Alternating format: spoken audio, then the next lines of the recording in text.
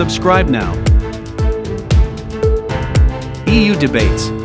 Obviously, first of all, our inflation projections take into account, of course, current prices, but also projected prices. And we take our cue from futures and all sorts of other indicators that are available to arrive at as accurate as possible anticipation of what is likely to happen on those markets.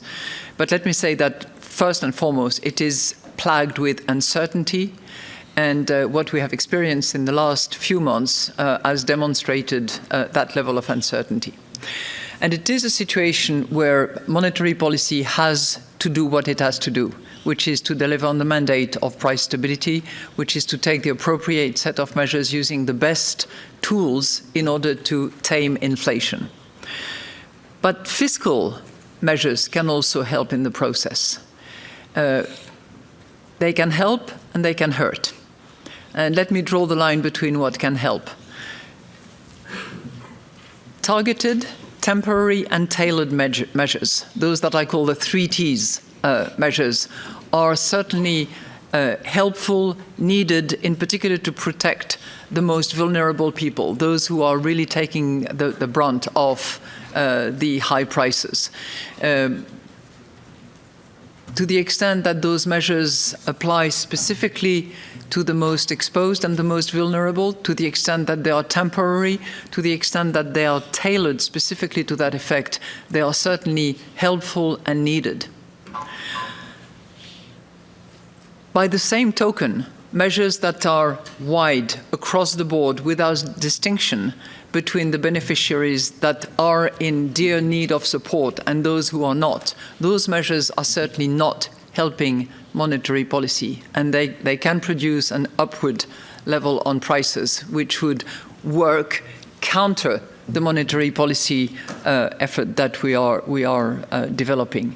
So in that way, fiscal policy has to be very specifically designed in order to help those in need, but not be designed in such a way that it helps across the board. Now, unfortunately, when you look at some of the measures that have been taken, and I obviously take my cue in that respect from what the Commission is evaluating, there are more measures that are across the board than measures that are specifically tailored to the most in needs. My recollection is that it's anywhere between 10 and 20% of the measures that are tailored, temporary and targeted, and the rest is across the board and not necessarily conducive to a well-coordinated fiscal and monetary policy. So work to be done on that account, if I may say, in order to help monetary policy. Your second question, I think, related to the direct and indirect effect of energy prices. And as the President actually mentioned, the direct effect of energy prices accounts for at least 50% of the price increases that we are facing. If you look at energy month over month you take July 22 versus July 21, we have roughly 28% increase in those prices. And yet, the price of oil in the meantime has gone down quite a bit. But if you then drill down into the indirect impact, it's roughly 1/3 of the inflation that is associated with the indirect impact of energy prices. So combined, you really have a significant, predominant impact of supply, meaning energy prices in general, that affect prices. Final point on TPI. I think on TPI we have a very strict assessment that will be conducted by the Governing Council, in which a degree of judgment will come into play.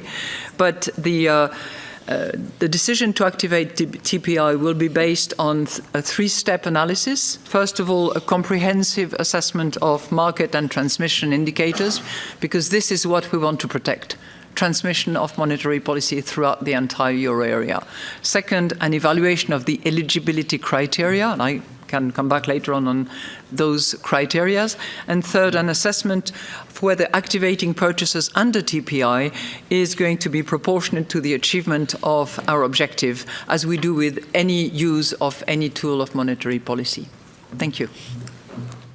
exceeded my I'm sorry, I'm afraid I cannot give you a follow-up because you already asked 3 questions and used all the time for your slot. Well, I'm afraid I only used 1.5 minutes, Madam Chair. Maybe just a 10 seconds follow-up question on... Okay. To answer 3 questions, and it's just because we have such a long list. Shorter next time.